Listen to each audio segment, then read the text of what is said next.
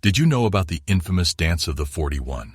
Well, before it was made into a movie, this scandal that happened in Mexico way back in 1901 shook the country like a raging storm because no one was ready to address the elephant in the room. In fact, the relationship between homoeroticism, colonialism, and discourse among the Maya of Yucatan is one set of concerns that is frequently disregarded by both Latin American historians and historians of homosexuality in general. When one examines the colonial era, one may see several power dynamics in action.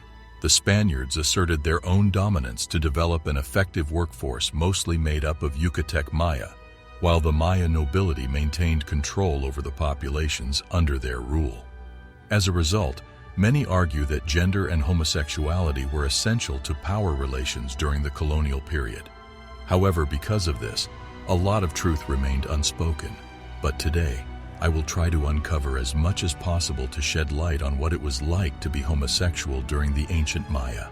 Welcome to Crazy Histories, where we bring you the craziest and weirdest facts from human history. Some of the things discussed in this video may be offensive or disturbing. Viewer discretion is advised. The ancient Maya and the effect of colonialism. There are three periods when it comes to homosexuality in Mexico. These are pre-Columbian, colonial, and post-independence.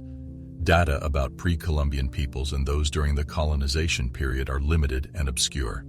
Historians frequently recounted indigenous behaviors that astonished or offended them, but they tended to accuse or apologize, making it impossible to distinguish between reality and propaganda.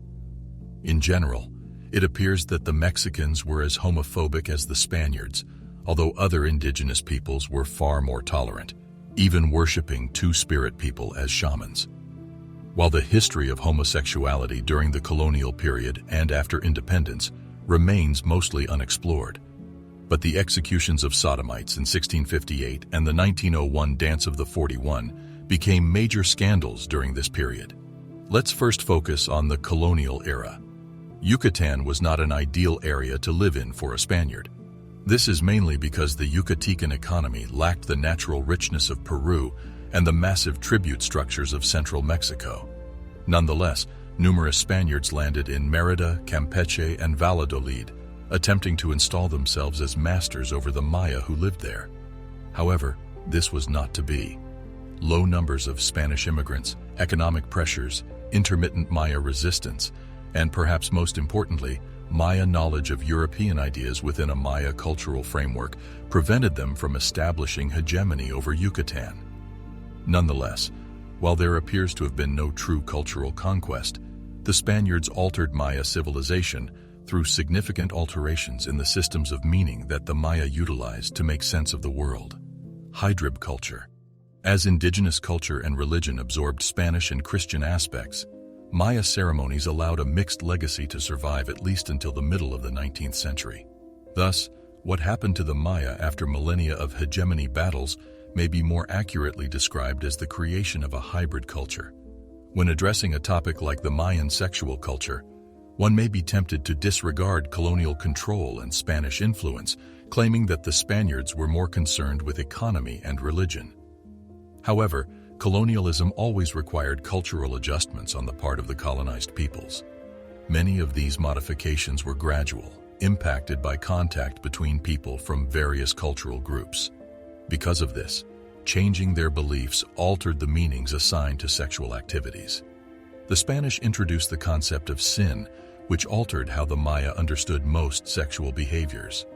At the same time, the Maya influenced the new hybrid culture, often by continuing to engage in many traditional practices, even as these practices were reconceived in a Hispanic Catholic framework. In the end, most traditional practices were changed, and more customs were inscribed with new meanings. Colonialism also altered homosexual practices and desires by altering the cultural matrix through which they were formed.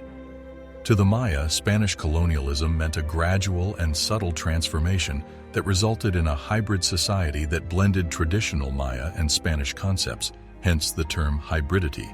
For example, claiming that sodomy was both wicked and socially acceptable. The apparent paradox is overcome by the colonial Maya rite itself. Colonialism created a new and distinct culture in which the Maya could establish their meanings and comprehend gay behaviors and desires. Sexual representation. To explore the Maya's sexual concepts, we shall employ their representations and glyphic inscriptions, which will subsequently be confronted with the words and thoughts of their successors. Some beliefs have possibly altered over time, while others are so pervasive that they were prevalent in antiquity. The images, texts, and terms enable us to identify participants in sexual acts, the locations where they occurred, and what was believed as a result of coupling and sexual stimulation. Some couplings were thought to be accented, which meant they were out of the ordinary. The ancient Mayans' graphic depictions of sexual actions fall into this category. They are accented. Intercourse and masturbation were not explicitly depicted. Such activities appeared more subtly. For example, images are usually two bodies in front of each other, a woman tilted back, a man stroking a breast, a woman's legs slightly open. A woman appears to be ready for sex while wearing no clothes or jewelry other than her bracelets and earrings. The imagery of assuming and earlier games was valued by the Maya over the specifics of the consummation. The rest is up to the reader's imagination. The Dresden Codex from post-classic times includes good examples of such indirect representation. This manuscript does not use popular names for sex, such as kie, intercourse, or the widely used Mayan word pien, or tse, which means sticky union in Yucatan Mayan.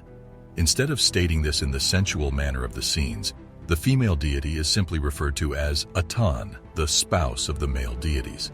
The same phrase appears in classic Maya writings to refer to monarchs' wives.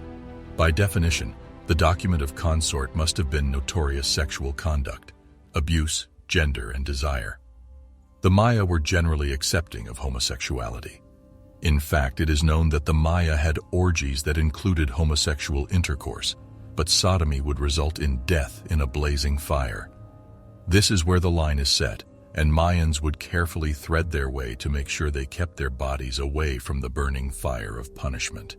At the same time, sodomy was punished by the gallows in Mexico and by garrote for lesbians.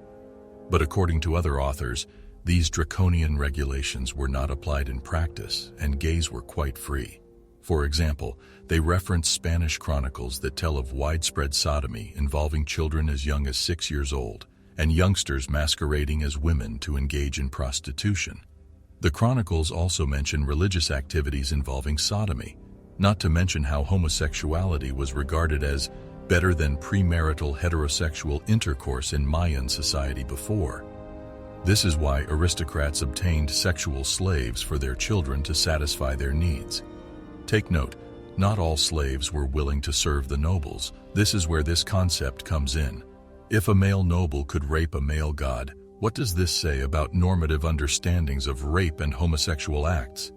It is impossible to conclude that the Maya approved of homosexuality or rape.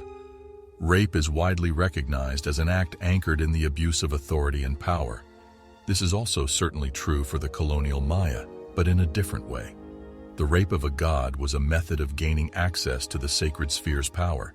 It was also a way of symbolizing the sacred unpredictability, irrationality, and omnipotence, because if the parents of a god could assist in the rape of their son, then they could do anything. This irrationality of the sacred allowed the nobles to understand the world in which they lived. Without a doubt, this could have served a practical purpose in that, during times of adversity, the nobles blamed sacred forces, possibly preventing insurrection. The Maya, on the other hand, would not have grasped such functionalism. Nobles and commoners alike saw a world where the sacred was organized in a way they could not fathom.